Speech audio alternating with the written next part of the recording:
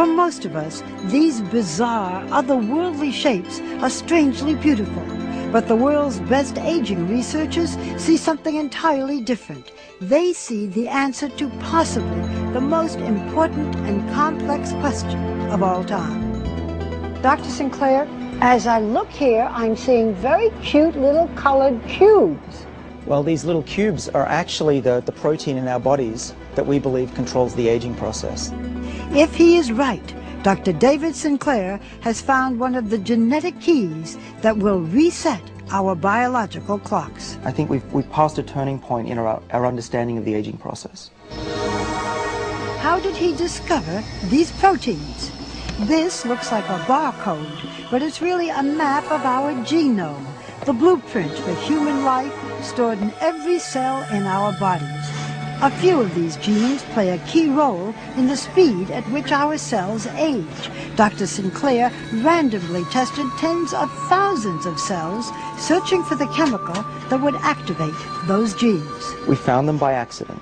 We stumbled upon this molecule from red wine.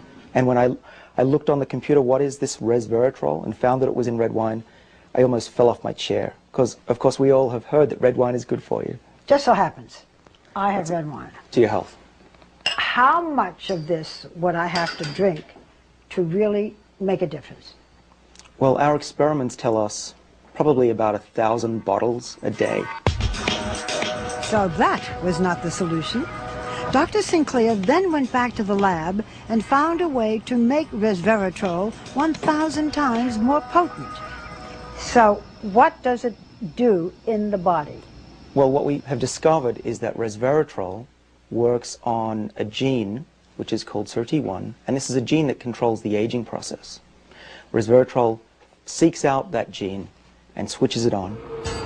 And with that gene activated in the mouse on the right by a high dose of resveratrol, she quickly turned into a mini Olympian, running twice as far as the untreated mouse on the left.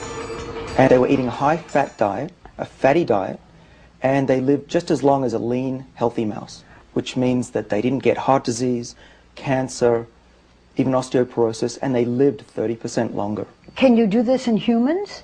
We have the same exact gene, and we think that resveratrol could have similar benefits in people. Realizing the blockbuster potential for his new pill, Sinclair teamed up with biotech entrepreneur Chris Westphal, together raising more than $100 million for further research. And we think that we can increase healthy lifespan. So if you're in your 80s, you'll be behaving as if you were in your 50s.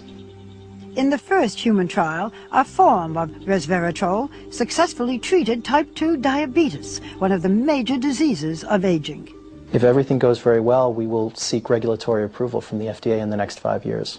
I think a lot of people will say you're raising expectations. This can't possibly happen. My answer to that is, I agree, but it's true.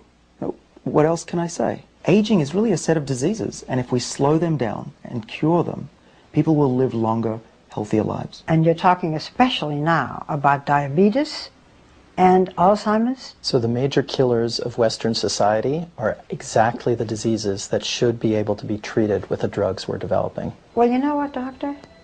Cheers. To the future.